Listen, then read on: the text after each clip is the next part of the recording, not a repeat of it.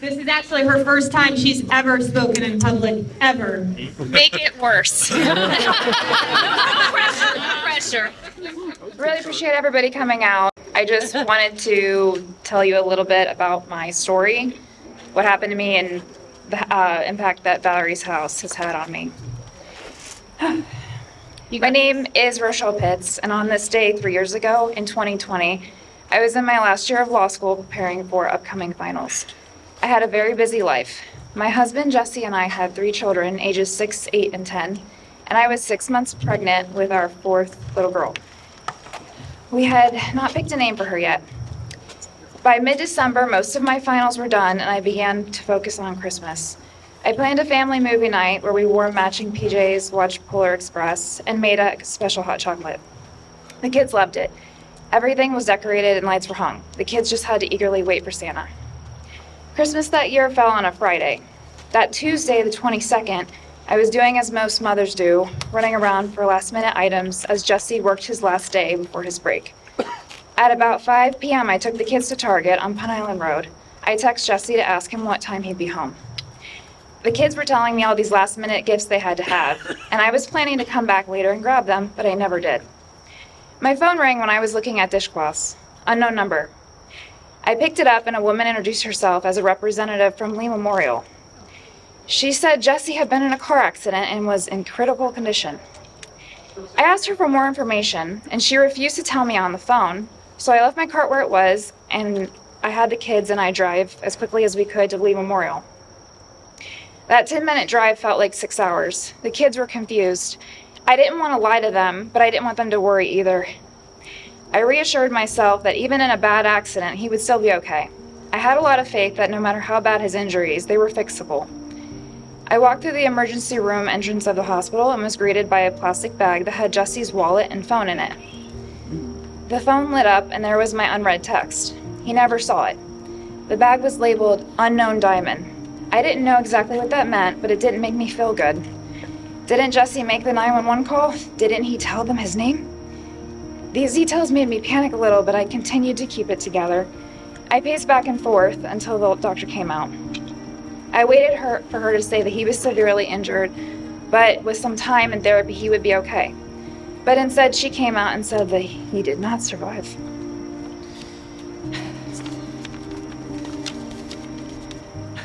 I cannot express to you the shock and pain those 3 words caused me. I quickly pulled myself together to go see him. He was on a ventilator. They told me he was a candidate for organ donation, and we agreed as that is what Jesse would have wanted. He was a very selfless person. So for the next 3 days, I got to sit with him in the hospital. He was already gone, but at least I could see him and touch him as the machine kept his body going. We got the news that his 4 organs, including his heart, would be delivered to the people who needed them on Christmas Day. I felt happy for them, but sad for me. At 11:50 p.m. on Christmas Eve, I should have been finishing wrapping up Christmas presents and placing them under the tree. But instead, my young children and I were doing a hero walk through the hospital so Jesse could donate his heart. We said our goodbyes and were forced to leave without him. I walked out of the hospital and looked at my phone. Midnight. I said Merry Christmas to those 4 people in my head. Continued walking and thought, what do I do now? What is going to happen? Is this it? It began to sink in that I would be delivering our last child alone. She would never know her father, see him, hug him, or know what he sounded like. It sank in that I still had a semester of law school left. How was I going to do all of this alone? I started thinking about resources and quickly realized there wasn't much out there to accommodate a 30-year-old pregnant widow with 3 children. Within a few days, I heard about Valerie's house, something I didn't know existed.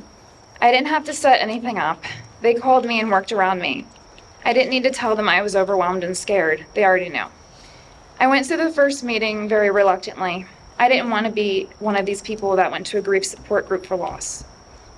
But I made myself and the kids go. Everyone was very kind. I remember the first woman in our circle that spoke. She told me her name, and then she said, my husband died 2 years ago. And at that moment, I realized what I was missing: normalcy. I hadn't felt normal in months. None of us had. Valerie's house was the only place my kids could go and say, my dad died. And instead of someone staring at them or saying they were so sorry, they heard back, oh, mine too. How did yours die? What was his name? What did he like to do? Valerie's house allows Jesse's memory to live there. His photo is on a wall, and everybody knows who he is.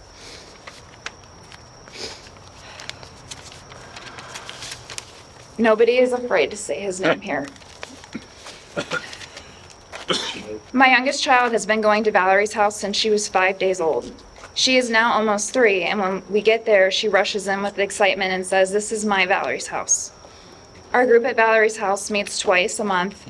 During group, my children are with kids their own ages, and they complete an activity together. One of the best sessions we had was when we were giving a large planter's pot, and we were told to break it. The kids loved to drop it off the outdoor stairs. Then we all had to pick it up and write on the pieces good and bad things that come along with grief. The group nights have afforded my children with a safe space to bring up their father to others who understand that this will be difficult forever, but we can also continue to work through it and not give up. And that's why this house is so important to me, my children, and everyone else in the grief community, because it is forever. We will need help forever. You never get over losing someone, you only adapt to it. Those adaptations change with time, and the cycle continues until you're no longer here. This new home is more than just a bigger space, which that alone is great, because cramming 25 widows in an 8x10 room was challenging. But what it really is reassurance. It is a big, bright, yellow reminder for me that maybe my kids will be okay. My kids lost their dad so young, and it didn't end there. Death brings a lifetime of negative subsequent events, struggles in school, questions about life, things that maybe my 10-year-old little girl shouldn't worry about. She should just be playing with dolls. I wonder every day if she and my other children will be able to prevail in life due to the trauma that they experience at such a young age, and I'm often doubtful. It seems impossible some days that any of us will get through anything. But then I see Angela, who was 10 when her mom died in a car accident, and I see all the wonderful things that she's done and the time and energy she poured in this house. And I think it doesn't have to be bad forever. One of my kids could do something wonderful just like she did. She built all this from the ground up, and her grief did not stop her. Sometimes when I express my doubts to a well-meaning person, they will tell me, "Oh, you know, this famous celebrity or this president, they also lost their dad young, and look how fine they are." But the difference is I don't know that celebrity or president. I know Angela, and I know Valerie's house.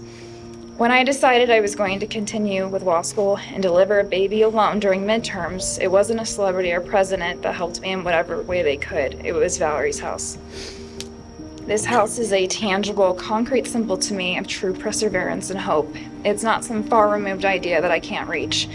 It is here in Fort Myers where I live, and I'm able to be at the house whenever I need to be. It reminds me that my grief and joy in life can coexist, and my children and I can continue forward.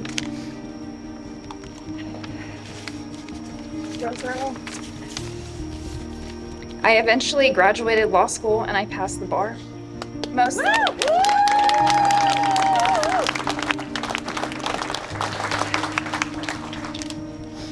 Most attorneys have a swearing-in ceremony at the courthouse, but I did mine at Valerie's house. I am now employed at a lawyer, Roland, Louisville, Morgan, downtown Fort Myers, where I practice personal injury and wrongful death law, which has afforded me a unique privilege within my career to use what happened to me and my family to advocate for others. And I actually have both of my bosses here, Evan, Louisville, and Ty Rowland, who support me in literally everything I do. They're just so wonderful.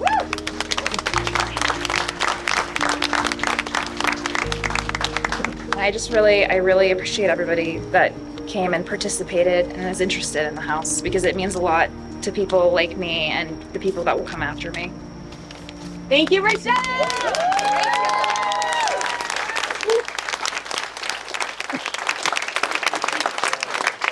Thank you so much for giving Rochelle the time to share her story.